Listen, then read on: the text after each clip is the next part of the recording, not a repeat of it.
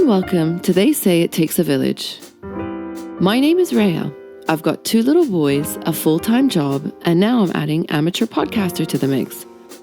So it's safe to say that it really does take a village, at least for me to raise my kids. This podcast is aimed to give moms a fun, unfiltered, and an informative outlet to navigate all things motherhood. Join me each week as I interview one of our local heroes from my village who make mom life just that bit easier. Think of me as your personal mom group, bringing you recommendations when you need it the most. Having said all that, let's get into today's show. They say reading is like dreaming with your eyes open. Hi everyone, and thank you for joining me on another episode of They Say It Takes a Village. Today, I'm joined by the wonderful Deema Al Alami. And some of you may know her as an educator, a reading advocate, as well as a children's book author. And she's also added recently to her extremely impressive resume, the author and creator of the Mother to Author Master Program. Deema. Yes. Thank you, and welcome to They Say It Takes a Village. Thank you so much for coming on and talking to me today. Thank you so much for having me. I absolutely love the name of the podcast. Oh, and I'm so excited to be here to tell you glad. all about the world of reading and what I do. Do you know, I find that reading is definitely, it was gone, and I feel like you are single-handedly bringing it back to the nation. I'm trying. No, you really have, and it's amazing. And you've got thank you so much. Yeah. Thank you. I truly feel like everyone wants to read and everyone wants to have children who read, but it's just a matter of where to get the books, how to read with them. And sometimes, with the influx of information that we have, we sometimes overcomplicate things as parents. We're like, did I select the right book? Am I reading in the right way? Yeah. And all I say is just read and have fun. And that's true, because you always think to yourself, is this age appropriate? Exactly. Is this something, good for, a 4-year-old or a 6-year-old? And you just kind of forget about is this book kind of funny? Exactly. Or can we have a nice time reading it? Exactly. Yeah. So, it's amazing. I just, obviously, just to give a little bit of a background on who you are. Now everyone who's listening, I'm sure they all know who you are, but just in general, just a little bit about Deema, your love of books. And how long have you been in the UAE? So I've been here for 9 years, and I've been working in the field of education for almost 16 years now. I've always been passionate about education and the power of education and reading. And I actually, I've worked in the field for a long time. And I started this account when I had my firstborn, Hazza, Habibi. I remember it was the first time in my life that I stopped working because I was on maternity. Yeah. And I was unhappy. I was literally miserable. I knew I had this amazing blessing, but I was sad. I was upset. I felt like antsy. I'm not, I'm a very work-oriented person because of my mom. And I'm my husband, I always say this, and my husband was we were watching Game of Thrones season 3, and he was you can't be crying about everything. Something must be bringing you joy. Wrong? What's wrong, I'm it's excuse me, sorry, but I'm it's and diapers and following up on his feeding and blah, blah, blah. And he's something must be bringing you joy. And I'm the only thing that I enjoy doing with Hazza, and it took me a while to connect with him, was when I was reading with him. And he's khalas, just do something about it. So I'm okay, you know what? There and then, while watching Game of Thrones, I looked up a stack of books. I put them up. My favorite book is called Oh, the Places You'll Go. So I'm okay, it's going to be the name of my Instagram page is going to be Oh, the Books That You'll Read. And I put it up, and I started sharing what I would share with my village, which is my friends who had children. They'd be asking me what should I read with my son? What do I do here? So I just started with recommendations. Meanwhile, I went back to work, and I was working in education, but I started this page, and I was just really sharing my love of reading with my son, and it slowly evolved into what it is today. That's amazing. But technically, from sort of an educator background, you are always around books. And this was probably something that you had growing up, I'm assuming. Absolutely. My grandma and my mom love to read, and I've always seen them reading. My dad, I always imagine him, and I've seen him reading newspapers, but my mother and my grandmother would always be reading novels and stuff. So, and my mom was adamant on us being readers. Obviously, I went through a very long period of a reading slump where I'm disconnected. did after high school, because we were forced to read books that I didn't enjoy.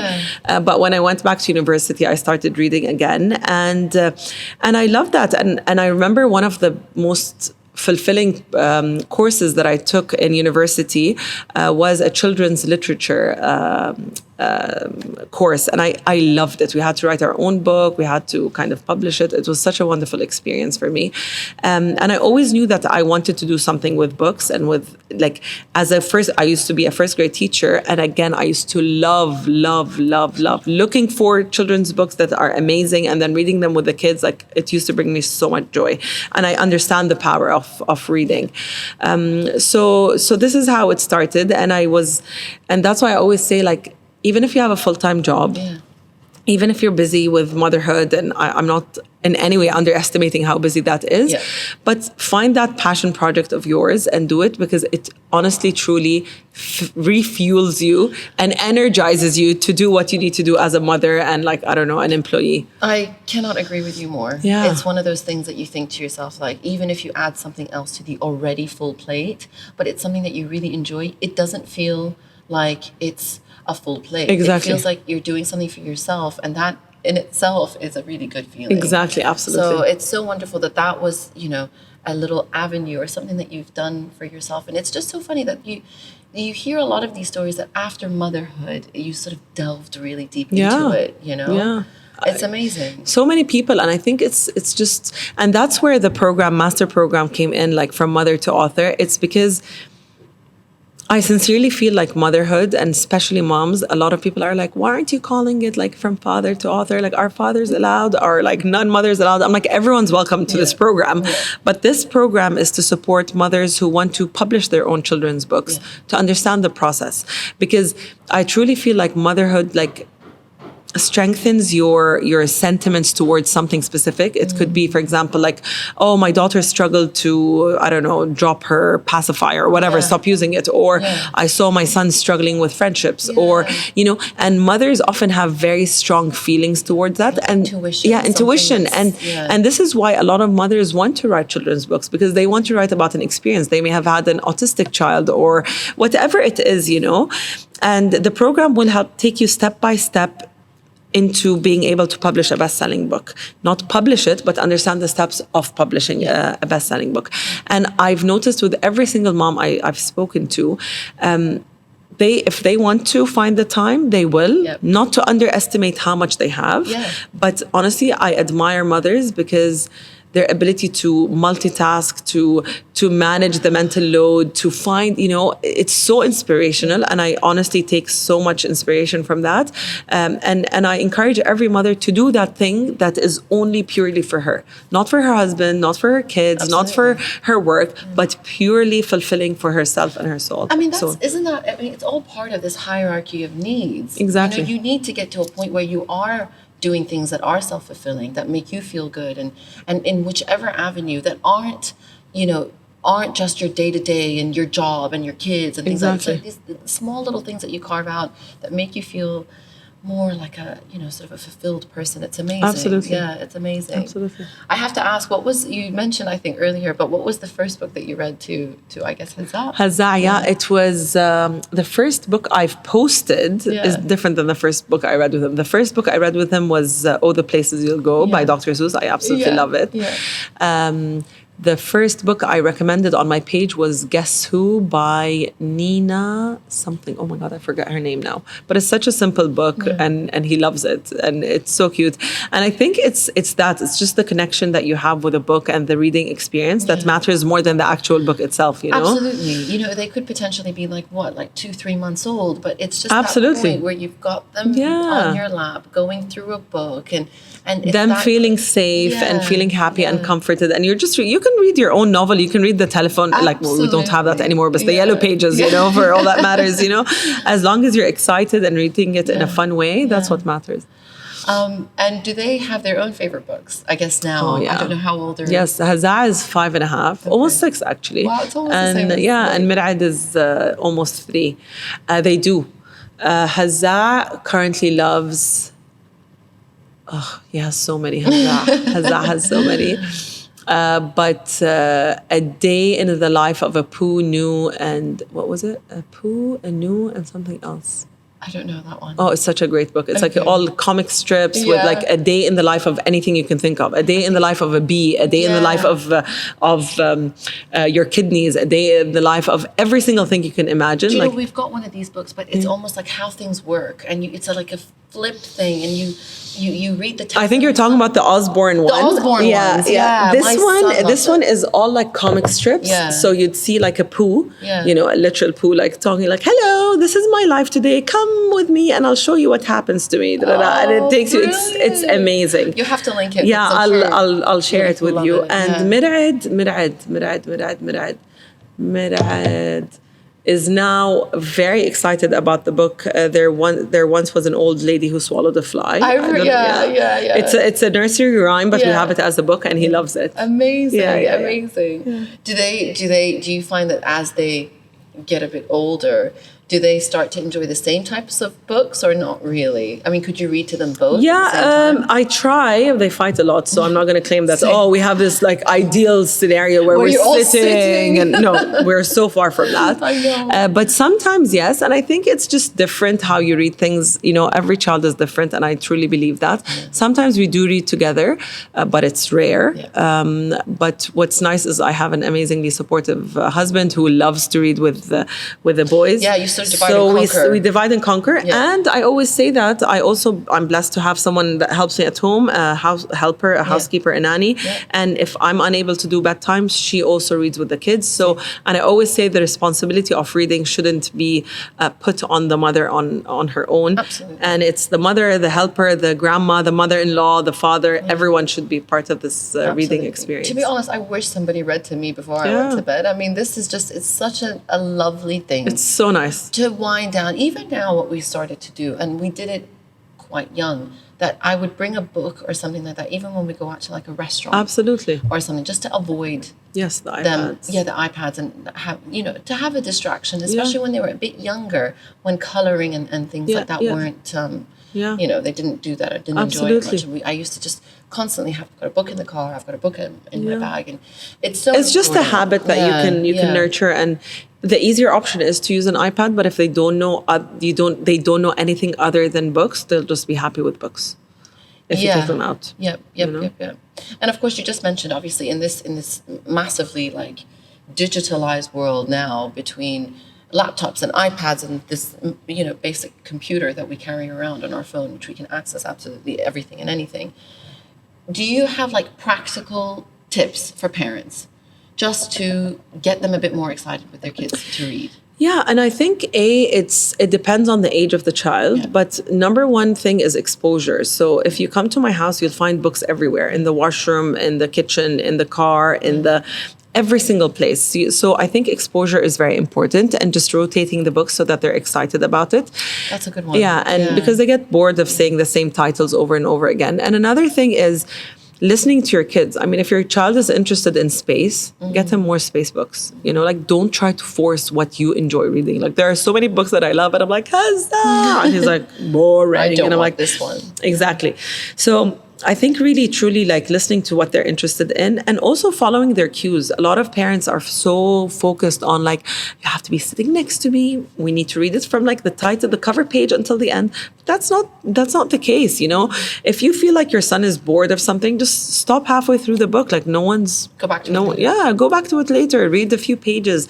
The more important thing is actually the discussion that happens when you're reading the book.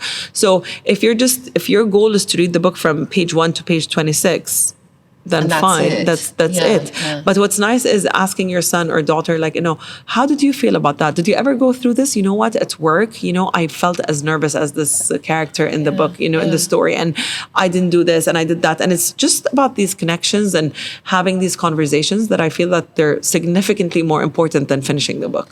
Do you know, it's so important that you said that, because the majority of your parenting could potentially be done with a Absolutely. book. And having that type of conversation, Yeah. whether it's, a friendship thing, whether it's I remember I was doing that with when I was pregnant with my second to try to Prep him. for having a brother. And we would talk about it, and it would just be, he was young. I mean, he was almost 3, about 2.5. Yeah. But it was still through the pages. Absolutely. We would stop and you know, just like mommy has a baby in her, but and it was honestly it was quite Yeah, it was great. it's so to get the powerful. message across. That's why I truly believe that books are one of the most powerful resources we have to shape our children. Yeah. Parenting tool. 100%. Books everywhere. Don't worry about finishing them and just talk about it all the Yeah, time. and just look at their interest, you know, Yeah. and yeah. I mean, we're competing with the iPads. So my kids, again, I always clarify that. My kids are obsessed with iPads and they're addicted to the iPads. So I do feel the struggle and I understand that. But we just need to do whatever we can to show them that books can also be fun. Yeah. And that's why, like, do not make the reading experience dreadful and annoying. Like sit down and let me finish. And exactly, Yeah, you know, yeah. just fun. Yeah. And hopefully they'll pick up on They'll that. pick up on it and start picking up a book and reading by Exactly. themselves. Although, you know, honestly, I say that. I very similar. You know, childhood, we had books. Obviously, we had no iPads or any internet and that kind of stuff. And then schooling, you know, books had to be done. With university, I kind of picked up, but it was only in my sort of early adulthood. I was like book after book. And then, you know, you get married and you have kids, and now reading a book is like a treat. And I feel like I never get a chance to just sit And read, exactly. a book. Exactly. So whatever you say to me, read a book, I always imagine myself just sitting, relaxing, chilling, have a coffee and my book. And I've bought a book, and it's just a really relaxed, you know, sort of book. And it's sitting on my nightstand. Every time I would read it before bedtime. But then I'm like, before I go to bed, and I'm so tired. You read 2 pages and you fall asleep. Exactly. So I associate books with like a relaxing treat. Yeah. So I hope my kids will feel the same Exactly. way And I when think they get if we do older. that, we'll be Yeah. succeeding in nurturing readers, you know? Yeah. So, I mean, obviously, with all of this going on, and I know even in your sort of professional realm, you're a children's book author. Yes. I mean, do you want to go through what inspired you to write children's books? So for me, it's 2 things. I mean, I co-authored these 2 books with my childhood friend, Muna Udaya, and the reason it's 2 things. I was tired of hearing people saying, you know, oh, you know, the books that I bought, they're not in line with the values in my home, and no, khalas, like we're done with reading about these topics, etc., whatever it is, you know. So I'm like, then we need to start writing our own stories, and that's again why I started the master program from mother to author. But my book, Min Balad Ismo Palestine, which is from a country called Palestine, I wanted to write about Palestine the way my grandma spoke to me about Palestine, you know, and I wanted that image to be in there. And I spoke to Muna because her grandfather is Palestinian as well. And it was around the time where there was war against Gaza. And I'm like, I'm not going to sit and cry about this anymore. You know, I want to write a story that can be shared by thousands of children, where it celebrates Palestine, its food, its people, its culture. The depth of culture. Yeah, and in a beautiful way. And it shows the Palestine that I used to hear my grandma talk about. So that's how this book... Oh, you're giving me goosebumps. Yeah.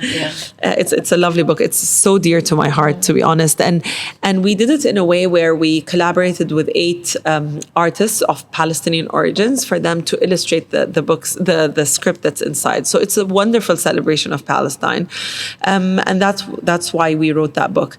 The next book, which is Hada Jismi La Talmasni, which translates to This Is My Body, Do Not Touch Me. It's something that I've always wanted to write about. Body safety is so important to me. And from my work, you know, reviewing and recommending children's books, I've seen many books in English about this topic. But this topic is also a very not sensitive topic, but people feel like it's a sensitive topic. Yeah. And I wanted to write it from our culture, and you that's know? the thing, both these books, bil Arabi, so it's for me, the fact that you've addressed something from both ends, because you're right, there are a lot of children's books that are in English, whether it's about a specific region or about body safety, but not a lot in Arabic. In Arabic, yes. And I'm sick and tired of people saying there's no quality Arabic books, and why not? There are, you know, and that's where, you know, I'm going to actually talk about this on my page, is if people want more books in Arabic or any other language, then you need to stop complaining about their prices. You need to start buying them. You need to start creating demand so that publishers can invest in authors who will write in their native language and who will start, because we either rely on others, the West, let's say, to write stories and we read them to our kids that are disconnected from our reality. Absolutely. There's no relevance. There's no common, And which I want my children to be global citizens, but I also want them to be proud of their culture and who they are. Yeah, exactly. Yeah. So, and what people underestimate is the power of books. Like if Hazza is reading a story about, I don't know, a family having dinner together, and he just looks at the picture and they have like meatballs and they have, I don't know, like pasta and I don't know, chicken escalope, I have no idea, whatever, schnitzel, you know, like that's not what we eat. Yeah. So, but if he sees a picture of a family eating and reading and whatever, eating and they're talking and there's bamia and like lebne and I don't know, za'atar and zayt, these are all subliminal messages like that will get to his subconscious, and slowly children will feel connected and proud and of being who they are because they're seeing it celebrated in books, you know. So that's just a simple example. So yeah, so through this authoring experience, I've learned so much. We've learned so much, Muna and I. And that's why I created the master program, because I wanted to share all of these lessons learned and supporting mothers into publishing best-selling children's books without making the mistakes that we've done, you know. Well, that's my other question. I know that, I mean, it's a long process. And you always hear, you know, if you ever speak to somebody who's published a book or is an author, it's this arduous sort of drawn out thing. And I feel like every person has said exactly what you just did. What was that like for you guys? For us, the body safety book took us almost 3 years to publish. Oh my gosh, you know, from finding a publisher who would be okay to publish about this topic, to find, you know, like they're like, oh no, the community is not ready, blah, blah, blah. Then the illustrations, oh no, the swimsuit is too long, the swimsuit is too short, change that. You know, there were a lot of details in this book, and it took so much of our time and on our energy, and it did take us 3 years. The Palestine book, we felt there was a sense of urgency, so we pulled it off in like a remarkable amount of time, like honestly, like maybe in 2 weeks. But we had that's crazy. But we had an amazing team, like the 8 illustrators. They prioritized the work. We've identified the printer who was willing to print for free. The publishers took it on as a pro bono project. But because there was the war on Gaza, we wanted it to be out fast. So it was an amazing team effort. When I was in Geneva, I was here. The publishers are in Jordan. The printer is in Jordan. The illustrators were all over, like Saudi, Jordan, I think Kuwait, and Canada even. And we just wanted to get it out, so we were able to do that. But that is extremely unusual. Extremely unlike 2 weeks. That's a record breaking. But it was really, really amazing. Our body safety one took 3 years, but did really, really well. Alhamdulillah, we're on our 3rd edition. We haven't celebrated the 1 year anniversary of the book. We sold thousands of copies. Thank you so much. That's amazing. But really, it's the credit goes to the amount of research that we've done, Muna and I, on making this a best-selling book. And I'm actually proud of that. Like, I'm like, you know what? Absolutely. Celebrate it. And we should, you know. I hope you have celebrated it. Not yet, actually. We should. Yeah. I'm like, oops. No, it's coming up, you know. It should be like a huge I thing. think we need to. I think we're. How long has this been out? A year? So I think not. No, we haven't said. I think March was when it was in the market. I need to go check. Okay. I remember we announced 3 years it in January. The making, and then, and then you've got a year. Yeah. Maybe. Yeah. That's amazing. Though. Yeah. It's kind of seeing the fruits of your labor all just come to life. Exactly. It's amazing. Do you know, it's one of those things, you know, when you put your hard work and your effort and you're like, between like sleepless nights and wanting to tear your hair out and just have this type of, you know, you pour everything that you have and then you get a finished product. And then people really are connected with it. Yeah. It's kind of like, you know. I know. I truly wish that every mother listening would find that thing, that project where she'll get so fulfilled by it. And it's definitely not financial in our case with the books, because it's never that financially rewarding. But finding that project where you feel like, you can leave a legacy behind. Like, you'll always have a book. For me, it's books, you know, that are authored by myself and Muna. But also when you get that message, like, oh my God, your book, my daughter was running around saying, هذا جسمي لا تلمسني, or, oh my God, thank you so much for this book. Like, my daughter came and told me about our neighbor who was doing XYZ. Like, these are priceless moments. And this is... You've created a change. Yeah. You raised awareness. You allowed it you've opened a space for people to talk about something, to protect people, to educate, that is priceless. Yeah, yeah. So for me, I feel like you should be sitting back and give myself a pat on the back, take a minute and really enjoy it, because it really isn't easy. Yeah, it's not. But honestly, the harder you work and the better the reward is. Yeah. I'm actually going to therapy so that I can start celebrating myself, because I struggle with that. Yeah. It's like, what's next? What's next? Which is also a good thing. Yeah. But take a minute to smell the exactly. roses. You have to. Hey, Yeah, you absolutely. have to. Especially with wonderful books like this being offered here, especially, sort of body safety books, you want to be very proud of that. Yeah, absolutely. What was the biggest challenge that you faced getting these two out? The biggest challenge. Like the ultimate thing that was like, God, I want this to be over. Was there one thing, or just like a let me pick and choose? No, for me, I'm a very fast-paced human.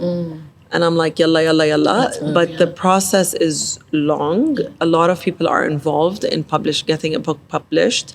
I think the biggest challenge was Muna and I being able to stand our ground and say, no, this is how it's going to be published. Like, I don't care what anyone thinks. I don't care if no one buys this book.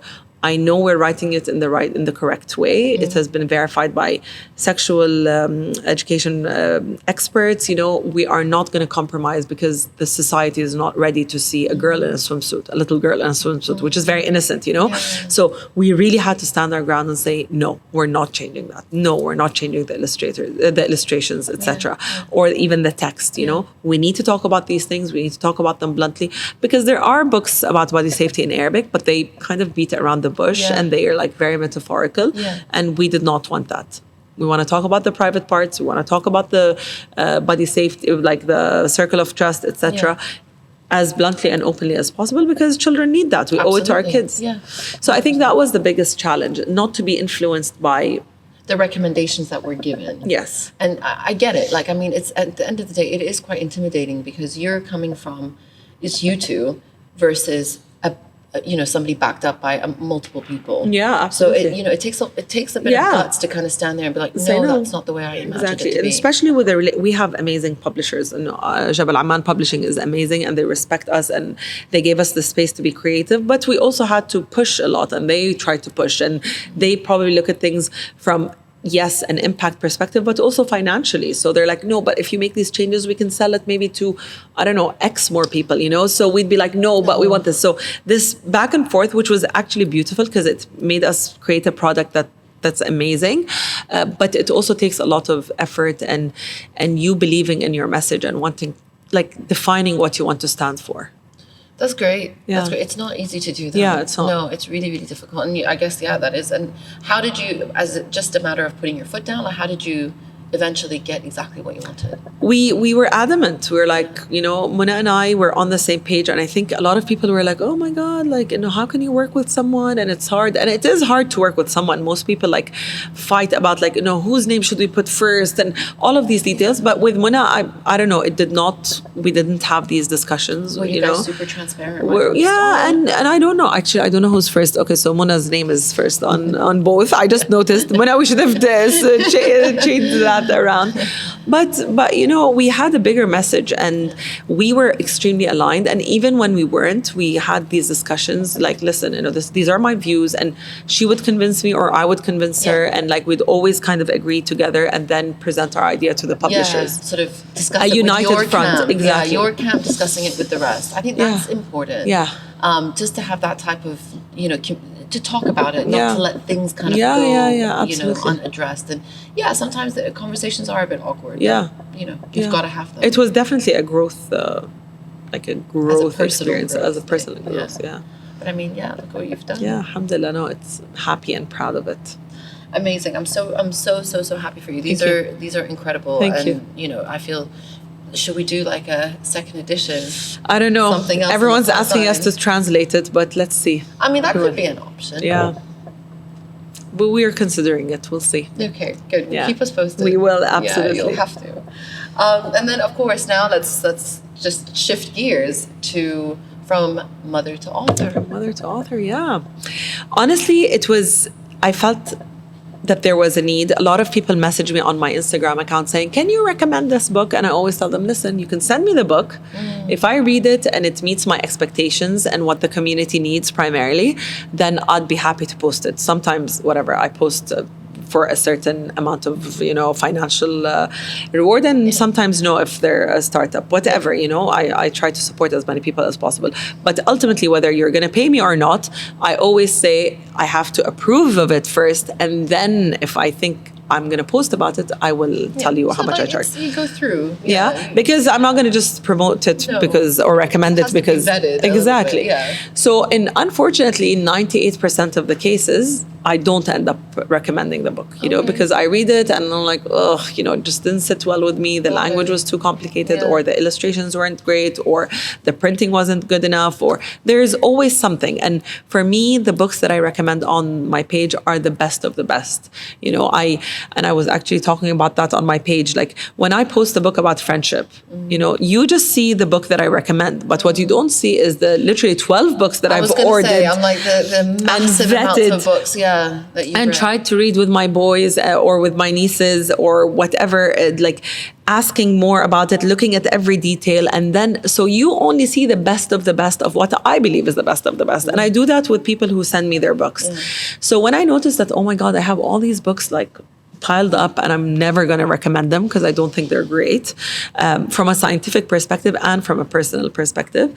So I decided to create this program because I'm like, mothers or people are investing their time, their energy, their resources, money, etc. on creating these books, and then they don't know what to do with them. People are not buying them. And I know exactly why people are not buying them.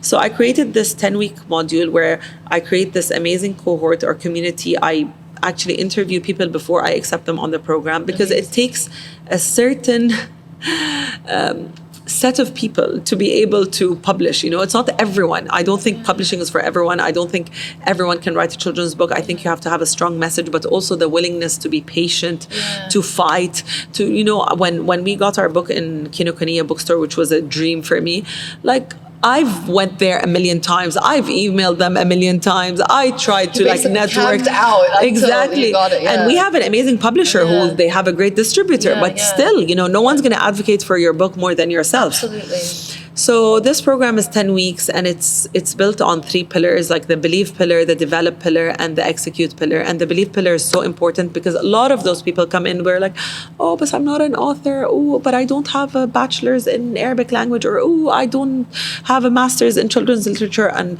it's just shifting our mindset into believing that we're authors. So we work on that. And then we move on to the develop and going through, okay, how do I develop my idea into becoming an excellent script? And the execute part, we look at all the logistics, the operations part, like how to deal with an illustrator, how to deal with a publisher. What if you want to self-publish? What do you do, etc.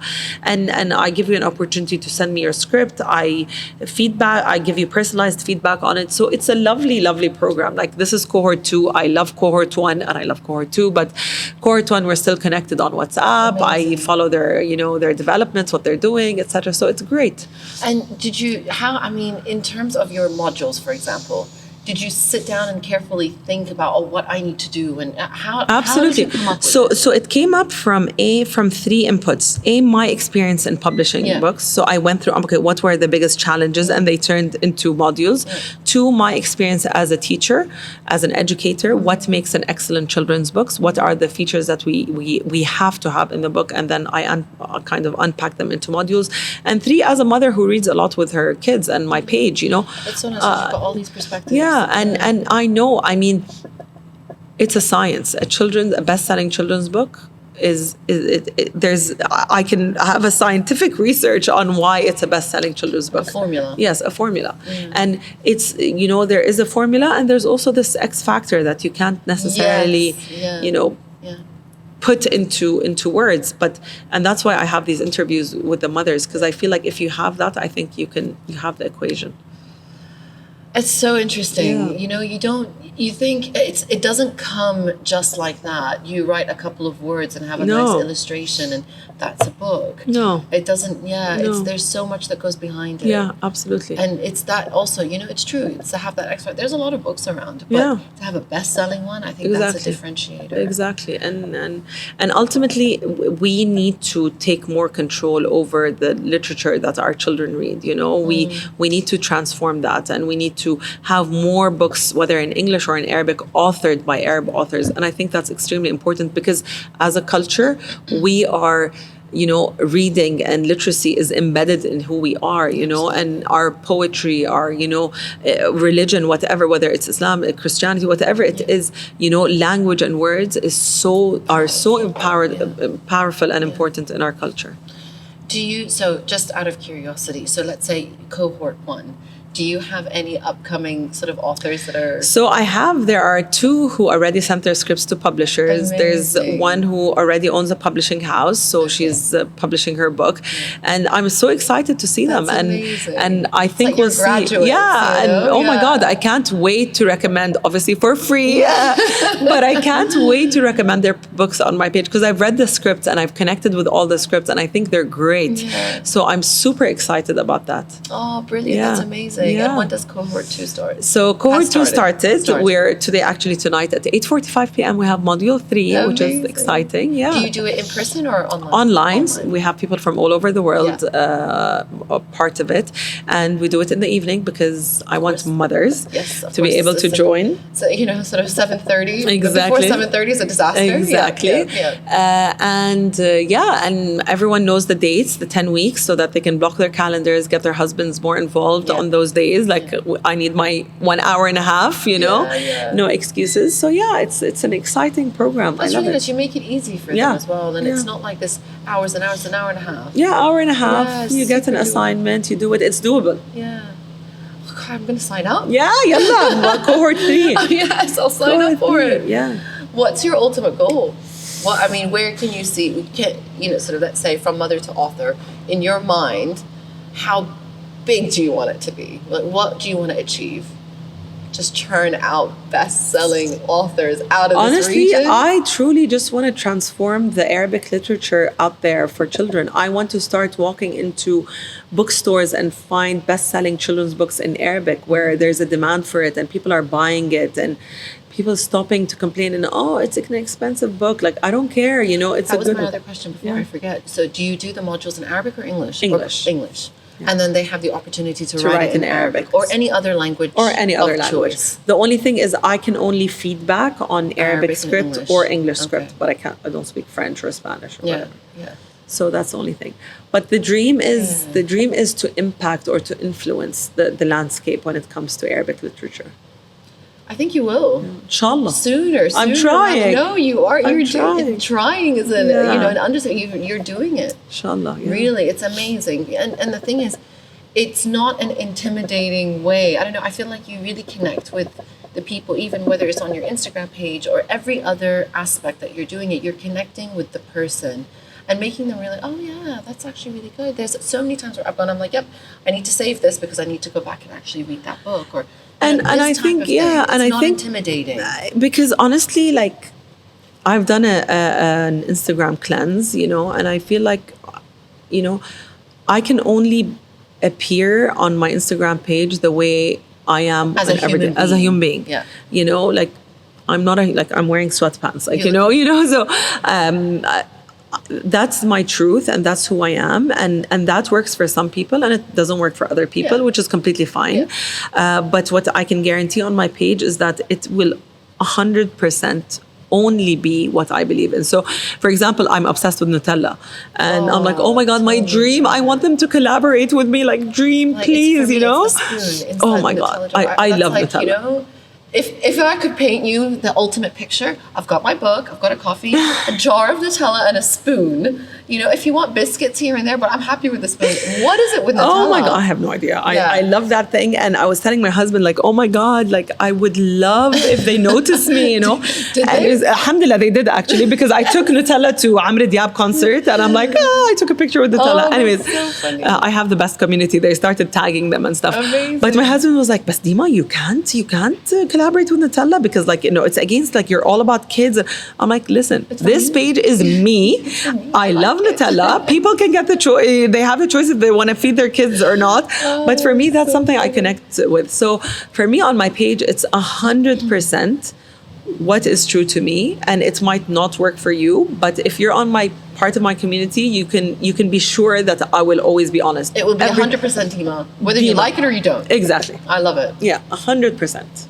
I don't care, like, whatever. Like, there are so many brands that they're like, oh, Deema, let's do this. And I'm like, ugh, you know, It's but not me. I'm not healthy eating, so Yeah. not the right person, you know? Exactly, you know? So if you see it on my page, you can be sure that it is 100% something that I believe in. Which is really refreshing. Yeah. You do go out there, and I think that's actually really important for moms. I think there is a point where every single mother has gone on Instagram and thought, oh my God. Yeah. So Like, hard. it's hard. And it's always like, there is a love. And the thing is, I mean, I'm almost 40, and, you know, you go on and there's still a point where you think Yeah. there is like a self-esteem thing. Yeah. Let alone if you've got a younger audience. Yeah. You want to be able to put things out there that is authentically you, as opposed to painting a different picture of something else completely different to reality. And for me, it's not necessarily about self-esteem more than just feeling the pressure. Yeah. Of like, okay, oh my gosh, you know what? How like we have now details on how to read with your kid, how to play with your kid, how to respond to him when he comes back from school, how to feed him, how to dress him. How it's just like you know, kill me, so you know. almost like just go with it. Yeah, and for me, it's just like that's why I try even with reading, and I'm like, listen, you know, do what you can. Like, you know, your kids are not gonna die if you don't read with them, but try to read with them when you can. I get what you're saying. Look, at the end of the day, books are great, and it's wonderful. Like, it will be amazing if you can involve them in that, because it's an aspect of life that should be pleasurable. That, for absolutely. me, as long as they associate books with a pleasure, a good time, feeling, absolutely, a good feeling. I don't want that, and of course, I think as they go through school, it's going to be like, oh, we had to read this and we had to read that. I get it, but if I catch one of my kids reading a book for fun, I would think, yes, oh my God, yes, I've done it. I'm personally waiting for that. Yeah, and the thing is, I don't mind however long they take, but you know, my husband reads, and I think that's really cool. Yeah.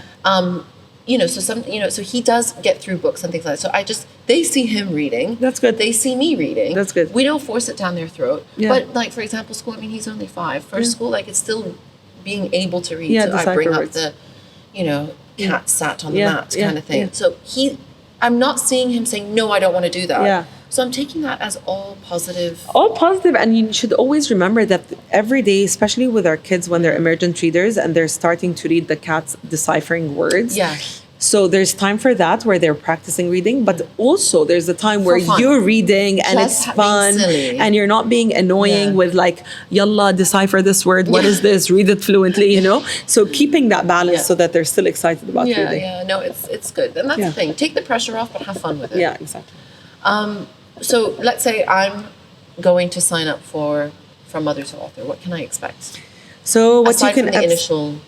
the initial 30 minutes call, what you can expect is a 10-week program where we meet once a week for an hour and a half, and you get to know every single detail needed to publish a best-selling children's book. From A to Z. From A to Z.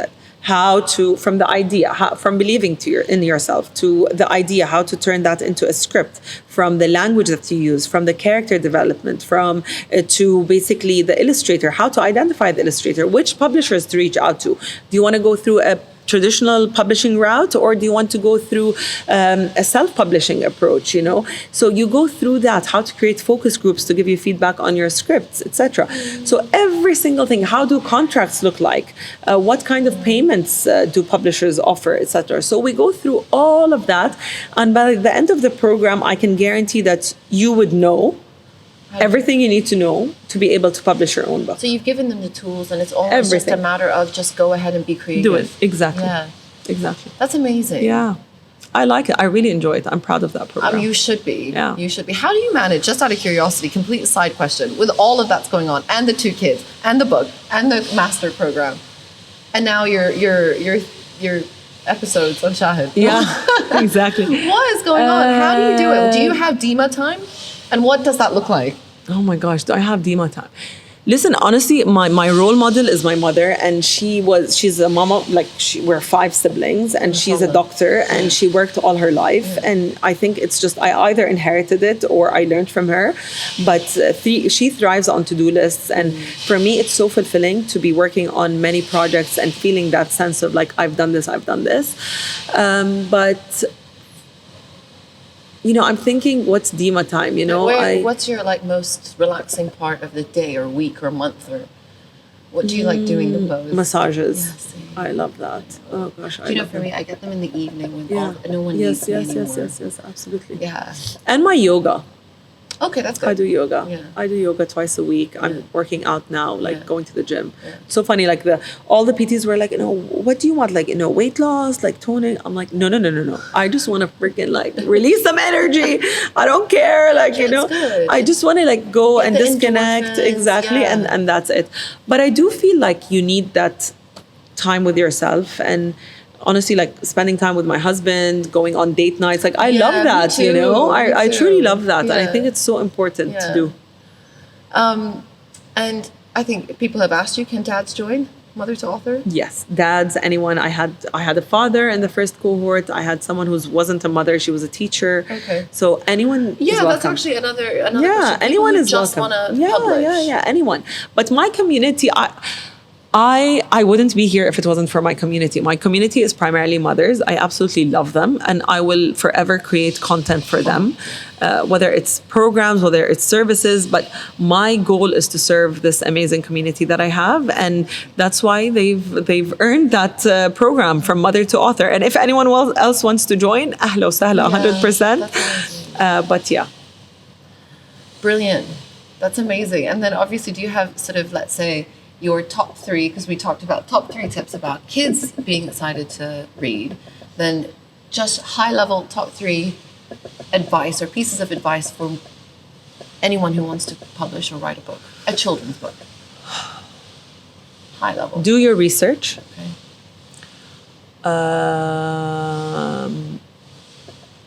Find one of your most critical, annoying friends to read your script. Don't ask your... The one that you're always like, oh, did you have to say that? Don't ask your best friends and your Who mom love and your you dad who and love you, because they're going to be like, oh, Yeah. it's amazing. I can't tell you how many people send me messages like, oh my God, my friend wrote this book. It's amazing. And they keep on bombarding me with these messages. And then she sends me the book and I'm like, I don't love it. I don't love it at all. So that. And the third one would be have patience. Persevere. Fight for it. Be resilient. Be resilient and fight for it. Yeah. And publishers, they have 20 other titles that they're publishing at the same time. No one will care about your book more than you. So Absolutely. advocate for it. Absolutely. That goes for everything. That goes for everything. You keep yourself focused, be resilient, prepare for the up and down.